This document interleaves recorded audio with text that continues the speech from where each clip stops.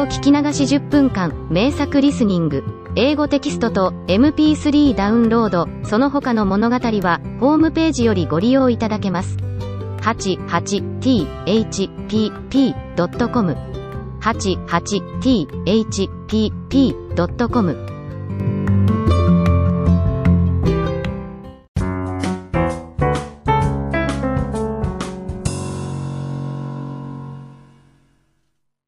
Rapunzel.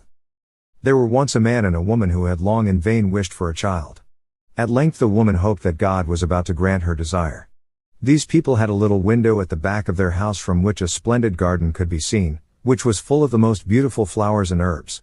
It was, however, surrounded by a high wall, and no one dared to go into it because it belonged to an enchantress, who had great power and was dreaded by all the world. One day the woman was standing by this window and looking down into the garden, when she saw a bed which was planted with the most beautiful rampion, Rapunzel, and it looked so fresh and green that she longed for it. She quite pined away, and began to look pale and miserable. Then her husband was alarmed, and asked, "What ails you, dear wife?" "Ah," she replied, "if I can't eat some of the rampion, which is in the garden behind our house, I shall die." The man, who loved her, thought, "Sooner than let your wife die, bring her some of the rampion yourself, let it cost what it will." At twilight, he clambered down over the wall into the garden of the enchantress, hastily clutched a handful of rampion, and took it to his wife. She at once made herself a salad of it, and ate it greedily. It tasted so good to her, so very good, that the next day she longed for it 3 times as much as before. If he was to have any rest, her husband must once more descend into the garden. In the gloom of evening therefore, he let himself down again, but when he had clambered down the wall he was terribly afraid, for he saw the enchantress standing before him. "How can you dare," said she with angry look, "descend into my garden and steal my rampion like a thief? You shall suffer for it." "Ah," answered he, "let mercy take the place of justice, I only made up my mind to do it out of necessity.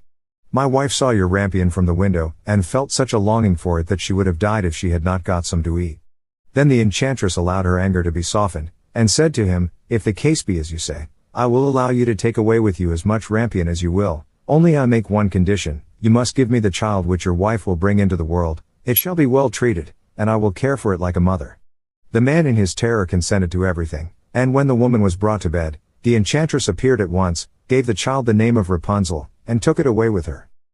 Rapunzel grew into the most beautiful child under the sun. When she was 12 years old, the enchantress shut her into a tower, which lay in a forest, and had neither stairs nor door, but quite at the top was a little window. When the enchantress wanted to go in, she placed herself beneath it and cried, "Rapunzel, Rapunzel, let down your hair to me." Rapunzel had magnificent long hair, fine as spun gold, and when she heard the voice of the enchantress she unfastened her braided tresses, wound them round one of the hooks of the window above, and then the hair fell 20 ells down, and the enchantress climbed up by it. After a year or 2, it came to pass that the king's son rode through the forest and passed by the tower. Then he heard a song, which was so charming that he stood still and listened. This was Rapunzel, who in her solitude passed her time in letting her sweet voice resound. The king's son wanted to climb up to her, and looked for the door of the tower, but none was to be found. He rode home, but the singing had so deeply touched his heart, that every day he went out into the forest and listened to it.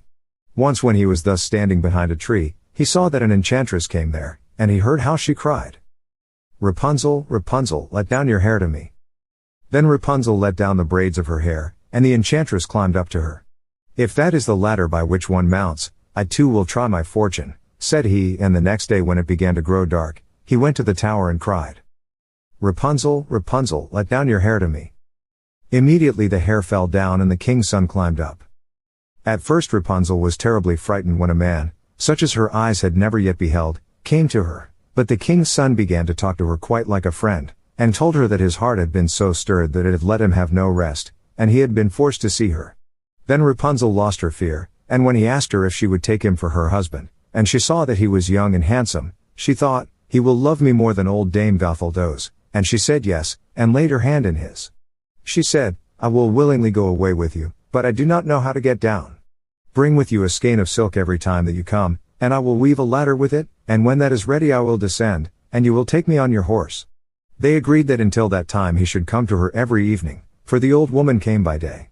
The enchantress remarked nothing of this, until once Rapunzel said to her, "Tell me, Dame Gothel, how it happens that you are so much heavier for me to draw up than the young king's son, He is with me in a moment. Ah! You wicked child, cried the enchantress. What do I hear you say? I thought I had separated you from all the world, and yet you have deceived me. In her anger she clutched Rapunzel's beautiful tresses, wrapped them twice round her left hand, seized a pair of scissors with the right, and snip, snap, they were cut off, and the lovely braids lay on the ground. And she was so pitiless that she took poor Rapunzel into a desert where she had to live in great grief and misery. On the same day that she cast out Rapunzel, however, the enchantress fastened the braids of hair, which she had cut off, to the hook of the window, and when the king's son came and cried, Rapunzel, Rapunzel, let down your hair to me. She let the hair down. The king's son ascended, but instead of finding his dearest Rapunzel, he found the enchantress, who gazed at him with wicked and venomous looks. Aha! She cried mockingly, you would fetch your dearest, but the beautiful bird sits no longer singing in the nest, the cat has got it, and will scratch out your eyes as well. Rapunzel is lost to you, you will never see her again. The king's son was beside himself with pain, and in his despair he leapt down from the tower. He escaped with his life, but the thorns into which he fell pierced his eyes. Then he wandered quite blind about the forest, ate nothing but roots and berries, and did naught but lament and weep over the loss of his dearest wife. Thus he roamed about in misery for some years, and at length came to the desert where Rapunzel, with the twins to which she had given birth, a boy and a girl, lived in wretchedness. He heard a voice, and it seemed so familiar to him that he went towards it, and when he approached, Rapunzel knew him and fell on his neck and wept. 2 of her tears wetted his eyes and they grew clear again, and he could see with them as before. He led her to his kingdom where he was joyfully received, and they lived for a long time afterwards, happy and contented.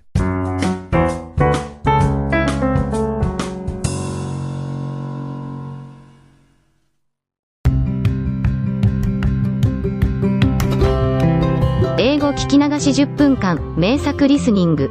英語テキストと MP3 ダウンロード、その他の物語は、ホームページよりご利用いただけます。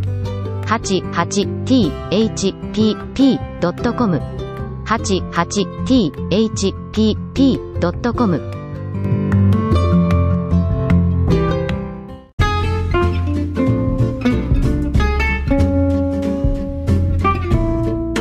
Audiobook, Japanese Dream by Hitomi Woods on sale at online stores or apps.